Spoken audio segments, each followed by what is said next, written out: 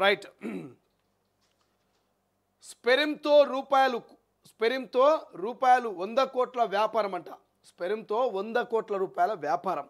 పోర్ను వీడియోలు చూపించి మరి సేకరణ. విచారణలో బయటపడుతున్న ఆగడాలు.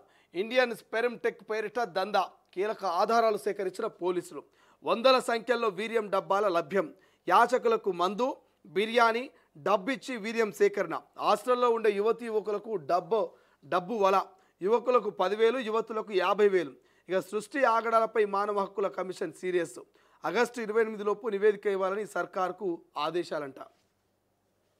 అమ్మతనాన్ని ఆశగా చూపి సృష్టి టెస్ట్ ట్యూబ్ బేబీ సెంటర్ చేసిన ఆగడాలు ఒక్కొక్కటిగా బయటపడుతున్నాయి. వీర్యం సేకరణ, ఇక బిడ్డల అమ్మకంతో దేశవ్యాప్తంగా దాదాపు 100 కోట్లకు వ్యాపారం జరుగుతున్నట్లుగా పోలీసులు అంచనా వేస్తున్నారు. ఇండియన్ స్పెరిమ్ టెక్ సంస్థ పేరుతో రోడ్ల వెంట ఉండే బిచ్చగాళ్ళు, హాస్టల్లో ఉండే యువకుల నుంచి పెద్ద ఎత్తున వీర్యం, అండాలు సేకరించినట్లు పోలీసులు విచారణలో బయటపడింది. తల్లిదండ్రుల వీర్యం, అండాలు సెట్ అవ్వకపోతే వీటి ద్వారానే బిడ్డలను పుట్టించి వారికి అప్పగించినట్టుగా తెలుస్తోంది. ఇండియన్ టెక్ సంస్థ పేరిట రోడ్ల వెంట ఉండే బిచ్చగాళ్ళు, అడ్డకూలీలకు బిర్యానీ, మందు కొంచెం డబ్బు చూపి పోర్ను వీడియోలు చూపించి మరీ వీర్యాన్ని సేకరించినట్లుగా పోలీసుల విచారణలో బయటపడింది. అలాగే హాస్టల్లో ఉండే యువకుల నుంచి పెద్ద ఎత్తున వీర్యం, అండాలు సేకరించారు. దీనికోసం యువకులకు 10,000 నుంచి 15,000, యువతులకు 50,000 నుంచి 1,00,000 వరకు ఇచ్చినట్లుగా తెలుస్తుంది. అలాగే ఒక్కొక్క బిడ్డను 50 లక్షలకు విక్రయించినట్టుగా తెలుస్తుంది. సరోగసి టెస్ట్ ట్యూబ్ బేబీల పేరిట దేశవ్యాప్తంగా 100 కోట్ల మేర స్కామ్ జరిగినట్లుగా పోలీసులు అనుమానిస్తున్నారు. నాకు తెలిసి ఇంతకంటే గలీజ్ దందా ఇంకేం లేదా? ఇంతకంటే గలీజ్ దందా ఇక ఏం లేదు. డబ్బు కోసం వీళ్ళు మలమూత్రాలను కూడా తినేటట్టున్నారు. కొంతమంది డాక్టర్లు, కొంతమంది ఫెర్టిలిటీ సెంటర్ నిర్వాహకులు డబ్బు కోసము మనిషి మలమూత్రాలు కూడా తినేటట్టున్నారు. మలమూత్రాలు కూడా తిని తాగేటట్టున్నారు ఈ కొంతమంది దొంగ డాక్టర్లను చూస్తుంటే, కొంతమంది ఈ ఫెర్టిలిటీ సంస్థలను పెట్టి డబ్బు కోసమే పనిచేస్తున్నారని చూస్తుంటే, అని మరి ఇంత దారుణమా? ఏ భార్యాభర్త అయినా వాళ్ళ కలయిక వల్ల వాళ్ళకు బిడ్డ కలగాలని అనుకుంటారు. మరి అటువంటిది ఇక్కడ డబ్బును ప్రధానంగా చేసుకొని బిచ్చగాళ్ళు, అడ్డ మీద కూలీలు, హాస్టల్లో ఉన్నటువంటి యువకులకు డబ్బుని ఎరవేసి వాళ్ళకు 10,000 ఇచ్చి వీళ్ళు లక్షల్లో సంపాదిస్తున్నారు. యువకులకు 10 నుంచి 15,000 రూపాయలు ఇచ్చి వారి దగ్గర నుంచి వారి నుంచి వీర్యాన్ని సేకరించి ఆ వీర్యాన్ని ఇక ఇది మీ భర్త వీర్యమే, ఇది మీ అండము మీ భర్త వీర్యం, ఈ రెండు కలయికతోటి మేము సరోగసి ద్వారా మీకు బిడ్డను పుట్టేలెక్క చేస్తాం, లేదంటే బిడ్డను ప్రసాదించే ప్రయత్నం చేస్తామని డాక్టర్లు దొంగ హామీలు ఇచ్చి ఫేక్ ప్రచారం చేసుకుంటూ తెలియని వ్యక్తుల వీర్యాన్ని, తెలియని వ్యక్తుల అండాన్ని, ఈ రెండు కలయికతో మరొక బిడ్డకు జన్మనిచ్చి మరి ఆ బిడ్డ మీ బిడ్డనే అని చెప్పేసి వాళ్ళ దగ్గర 40-50 లక్షల డబ్బులు వసూలు చేసి, కోట్ల రూపాయలు వసూలు చేసి వాళ్ళకు బిడ్డను అంటగడుతున్నట. తీరా ఆ బిడ్డకు DNA టెస్టో లేకపోతే ఇతర టెస్టులు తీసుకుంటే అసలు విషయం బయటపడుతుంది, ఆ బిడ్డ మా బిడ్డనే కాదని. సో ఇట్లా చాలా రోజుల నుంచి చాలా కోట్ల రూపాయల దందా నడుస్తుందంట.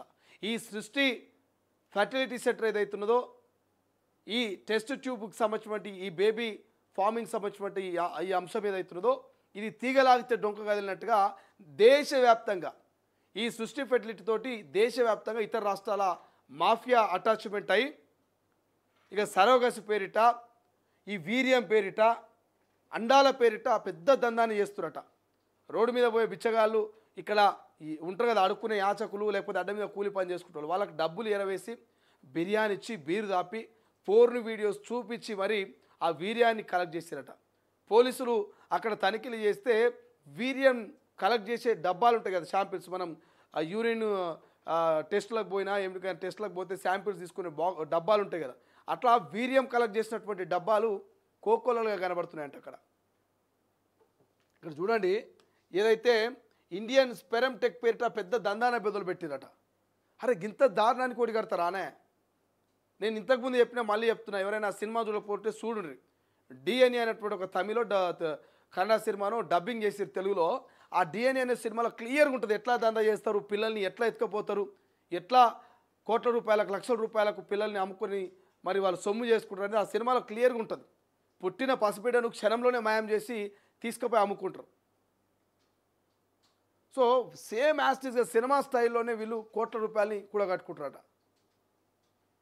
వీళ్ళు మనుషులా పశువులా, వీళ్ళు అన్నం తింటురా, గడ్డి తింటురా, పెండ తింటురా, ఏం తింటారో తెలియదు. కానీ మరీ డబ్బుల కోసం ఇంత కక్కుర్తి పరి పాపం అభంశుభం తెలియనటువంటి పసిపిల్లల్ని వాళ్ళ సొంత తల్లిదండ్రుల దగ్గర నుంచి చేతులు మార్చి ఇంకొకరి చేతుల్లో పెట్టి లక్షలు సొమ్ము చేసుకుంటారు. వీళ్ళు బాగుపడతారా? ఆ సొమ్ముతోటి వీళ్ళైనా సుఖపడతారా? వీళ్ళ పిల్లలు మరి భవిష్యత్తులో ఏమైనా హ్యాపీగా ఉండగలుగుతారా? అరే గింత దారుణాల కొడిగడుతున్నారు. అరే ఏంది తీగలాగితే డొంక కదిలినట్టుగా మొత్తం హాస్టల్లో ఉన్నటువంటి యువతులను కూడా వాళ్ళ అండాలని కొనుగోలు చేస్తున్నట్ట. వాళ్ళ అండాలు కొనుగోలు చేయడమో లేకపోతే వాళ్ళకు ఏదో ఒక మాయమాట చెప్పి వాళ్ళకు ఒక బిడ్డను మోసేందుకు వాళ్ళని ఒప్పందం చేసుకొని ఆ బిడ్డను మోసిన తర్వాత మరి వేరే వాళ్ళకు అమ్ముకుంటున్నారట.